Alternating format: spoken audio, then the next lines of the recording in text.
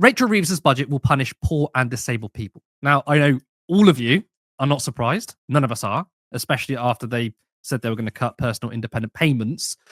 But the result of the budget really is going to hammer vulnerable people. Reeves confirmed huge cuts to the welfare budget, which the OBR, which is the Office for Budget Responsibility, says amount to £4.8 billion of savings to the Treasury. More than 3 million families will lose an average of £1,720 a year in real terms as a result of the cuts. The basic rate of universal credit will rise by about £14 per week by 2029-30, while the health element of the universal credit will be frozen for existing claimants until 29-30 and reduced to £50 for new claimants in 26-27 before being frozen. So within universal credit, Reeves is targeting what the Guardian calls as the health element, which will be slashed and then frozen. So presumably that means further cuts, as it won't rise with inflation.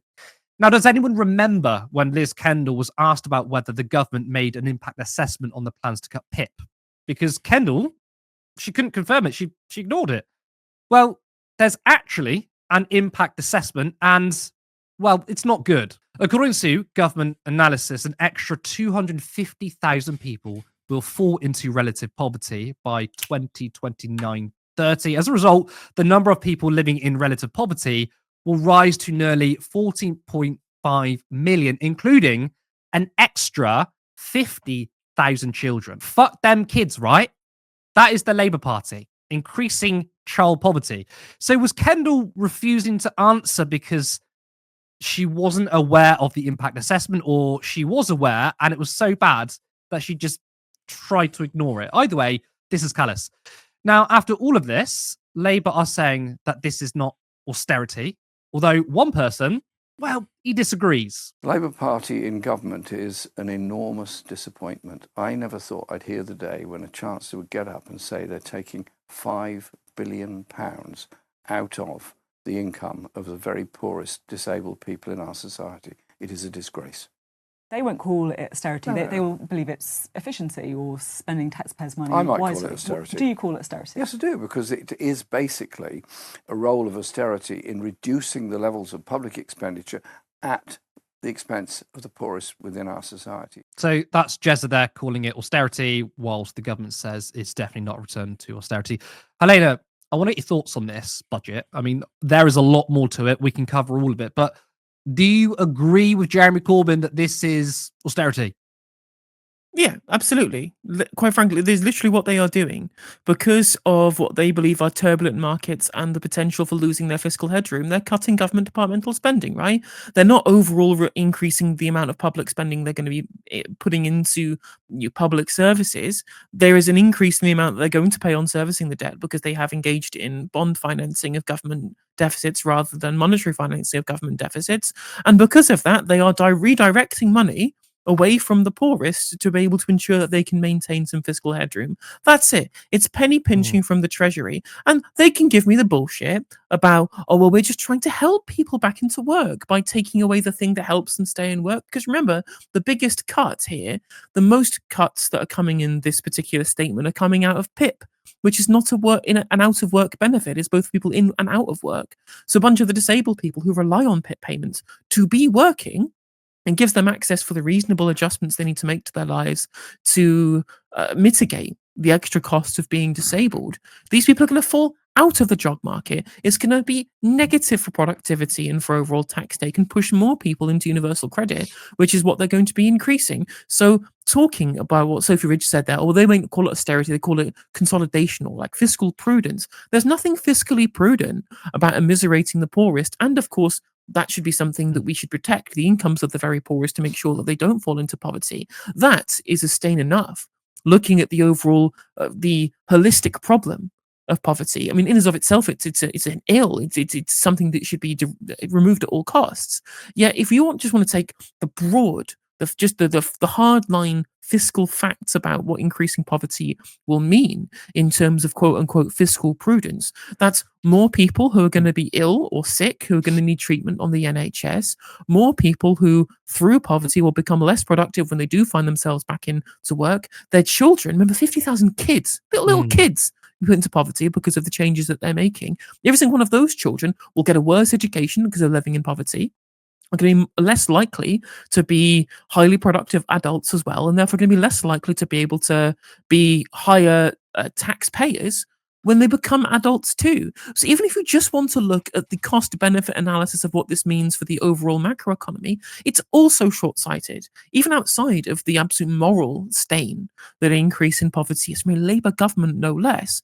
It is also not fiscally prudent. For all of Keir Starmer's talking about the end of sticking plaster politics, what is this if not a sticking plaster over Rachel Reeves' financial mess that she's got herself in by a strict adherence to fiscal rules and the refusal to raise taxes on the rich, right?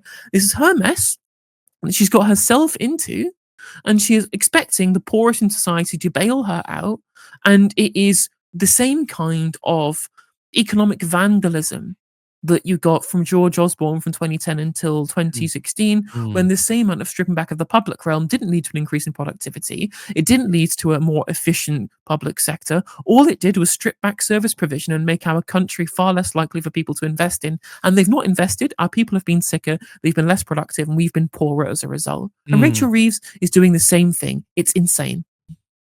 Let's go through their talking points then. I find them really funny because you scratch the surface and it doesn't make any sense. One of them is, and Sophie Ridge she was suggesting to Jeremy Corbyn that, well, it's maybe not austerity, it's efficiency. And we heard Keir Starmer say that, I think it was to the news agents. And he said, I want a more active but agile state. We need to be efficient. That's not dog whistle, not the right term. That's euphemism number one. Second one is, well, there's a lot of economic inactivity among people on PIP. And actually, there's a lot of them that want to work, and we should help them into work, which sort of brings on to the sort of last point, which is, and it was a sort of a heated back and forth I had with Reem Ibrahim, where she was calling me disgusting because apparently I didn't want disabled people off benefits into work, which wasn't the argument I was making, but she was saying people like you are consigning these people to a cycle of benefits and being stuck at home. That's the euphemisms, and that is what they'll say to us lot when we say this is wrong. So when it comes to the first point that you brought up there, that people talk about when we became more agile and efficient, well, David Cameron and George Osborne, every single year from 2010 until 2016, were convinced that they were going to find efficiency savings in the public realm. They were convinced that they were going to do so. There wouldn't be reductions in service provision. It's not going to actually make our public services worse. It's going to make them better because we're going to get the same amount of productivity, but for less. Was it true? Was it fuck?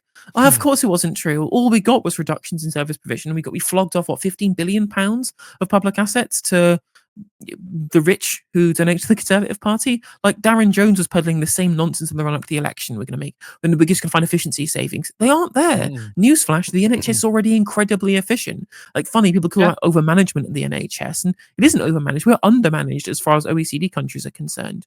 And maybe there isn't an inefficiency in the NHS, but it's in procurement, it's in privatisation, it's in the amount we pay for directorial salaries and towards the dividend payouts from the profits of the private healthcare subcontractors that we pay to run NHS routine appointments when we could be doing that in-house for cheaper. It's ridiculous. There are so many things that we're getting wrong. And whilst we're on the subject of the NHS, whilst we're on the NHS, right, the absolute gall, the barefaced cheek of anybody on the right of politics to try and tell us that we don't care about the disabled, when it's explicitly people like the right-wingers who have been championing the stripping away of the NHS. They have been championing austerity politics. We were told that we were too, idealistic. It was the Corbynistas are actually a middle-class movement with their Gucci bags saying that we just want socialism, whereas us Labour right people, we're the proper working class Labourites. We're the ones that actually care. Any Labour government's better than the Tory one, and we continue to say, well, how can you say that when, even if you look at Tony Blair, he sort of definitely bought into the sort of welfare queen benefits scrounger thing.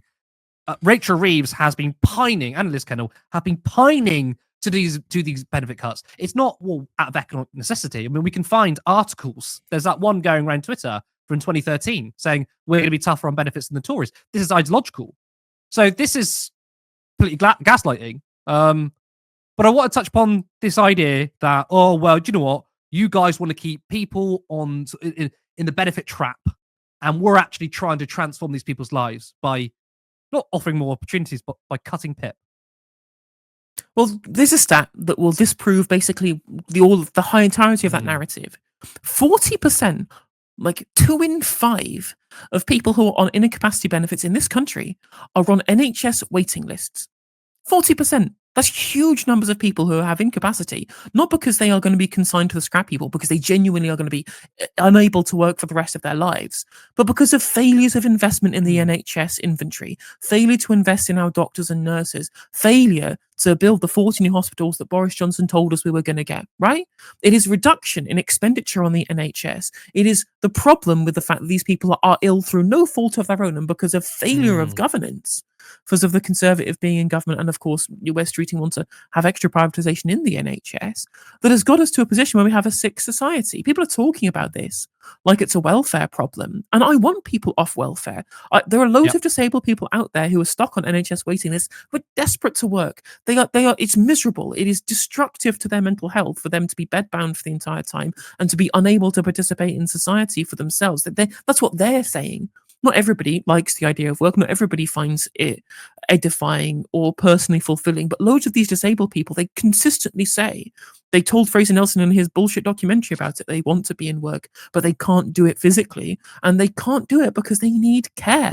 If they've got mental health problems, they need mental health care. If they've got physical health problems, they need physical health care. This is a problem in terms of the fact that we spent so much time reducing the expenditure on the NHS. For all of those years, we stripped it back, we austerity cut back at its provision, and the same austerity that caused this problem in the first place is the same one that will continue this problem if Rachel Reeves does the same. People are treating this like a welfare problem and as a healthcare problem. This is the thing. They keep saying, oh, well, look at our European peers. They have recovered their level of employment from pre-pandemic and we haven't. I'm like, yeah, because they didn't have George Osborne in the Chancellor. They didn't have George Osborne with the fucking fingers on the bloody purse strings, you know?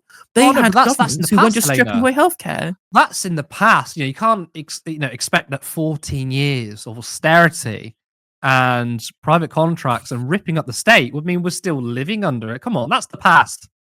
Get over it, right? Well, that's the thing. The Labour Party, they keep saying, well, the problem is we had this terrible economic inheritance, which is true. They did have a bad economic inheritance. And they uniquely blame Liz Truss. I wonder why. I wonder why they uniquely blame Liz Truss when her actual effect of the economy was reducing the positions of some pension funds and increasing interest rates when they were going up all over the world anyway. You know, like her overall position in terms of what she did to the economy, relatively small in the long run.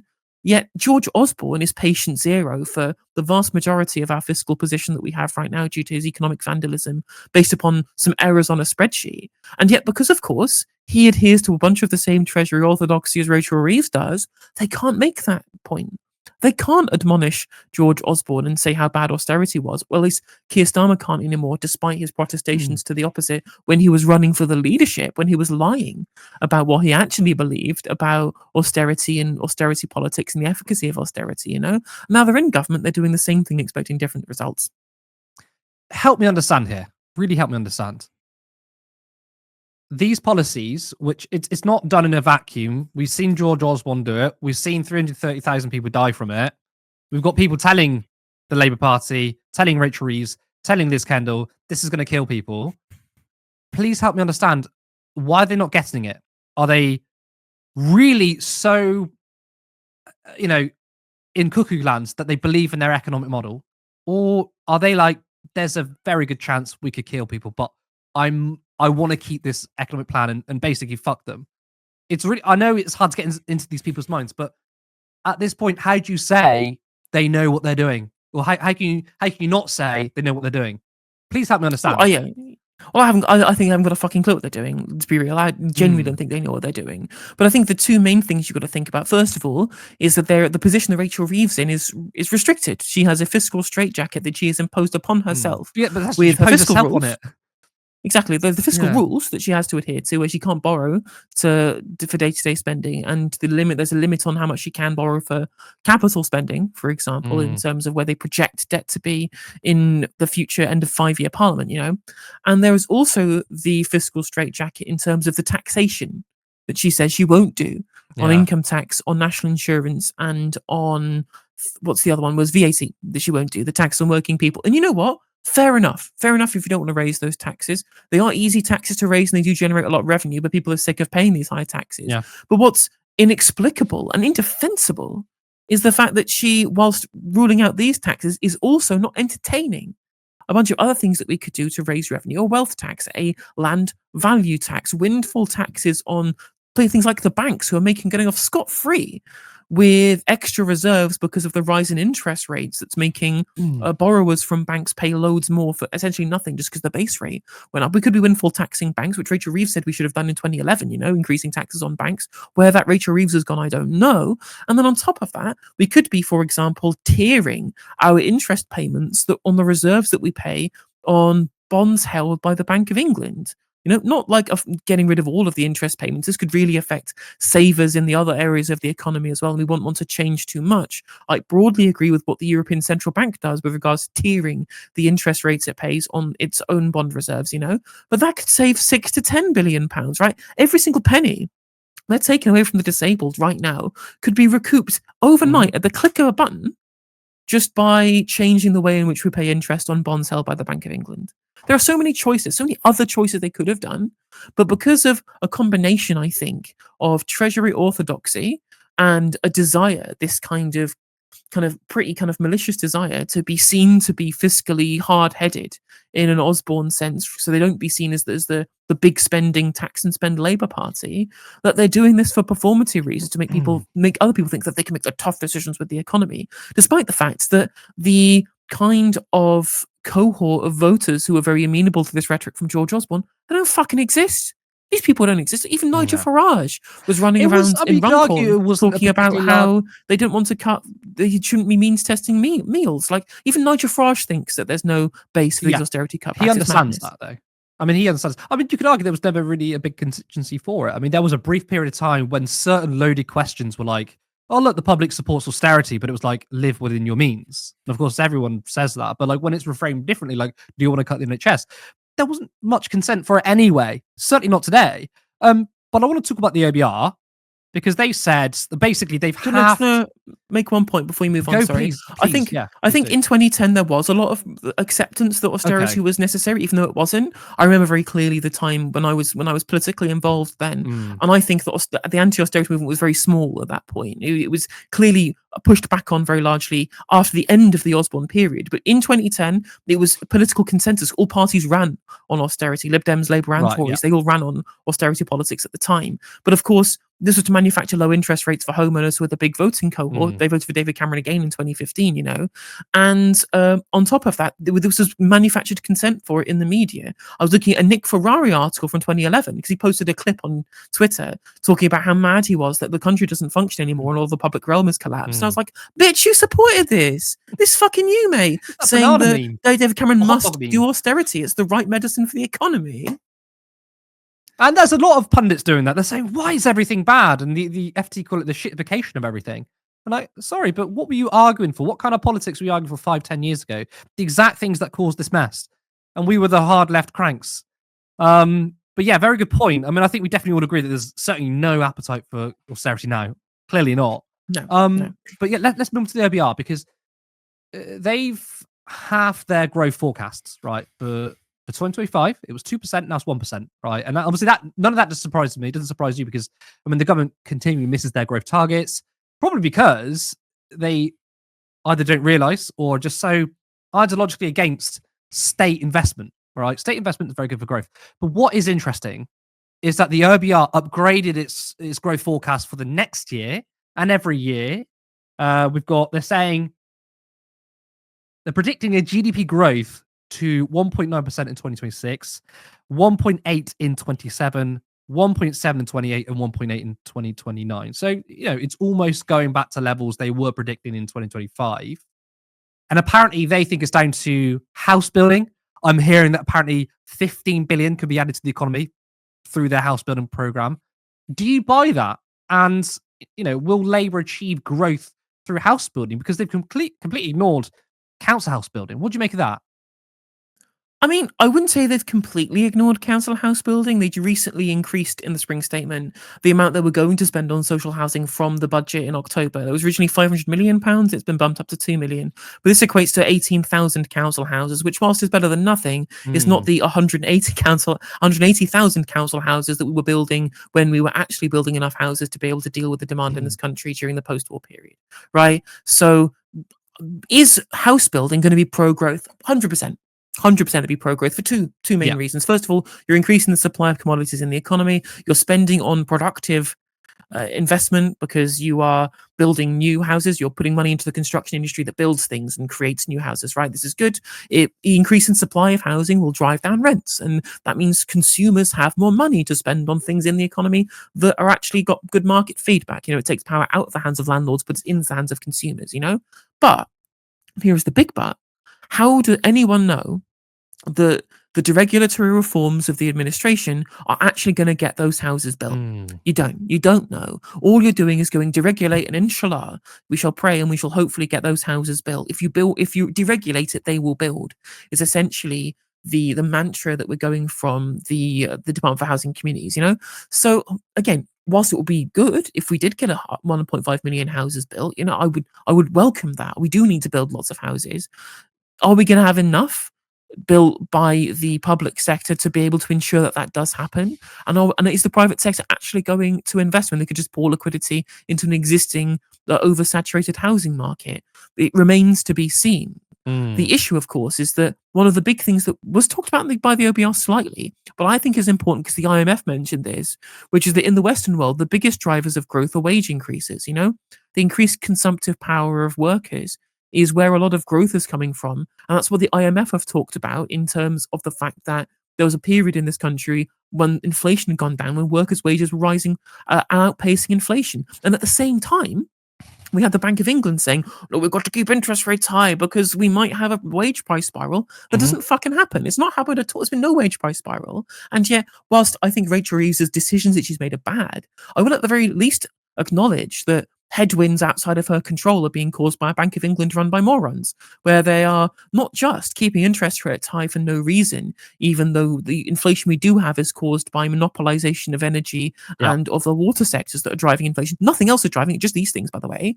And they're doing quantitative tightening, which is increasing bond yields, putting pressure on the fiscal headroom that Rachel Reeves is so protective of. The Bank of England, which is currently independent, by the way, because of Blair, appreciate it, cheers, there's very little control they have, and they're doing insane things like keeping interest rates high and selling bonds back onto the market, which is hampering the government's ability to be able to spend, to be able to invest things that it should be doing and investing in, such as green energy and housing, and in plenty of other infrastructure like new reservoirs to ensure that we don't have sewage leaks and things like that, right? There could be loads of investment that we could be doing, and the Bank of England is hamstringing any amount of wiggle room the Treasury would otherwise have. So we've got this real kind of worst of both worlds at this point, where the Chancellor doesn't know what she's doing, and neither does the Governor of the Bank of England or the Monetary Policy Committee. Support independent media, support social justice that's there on social media. Thank you.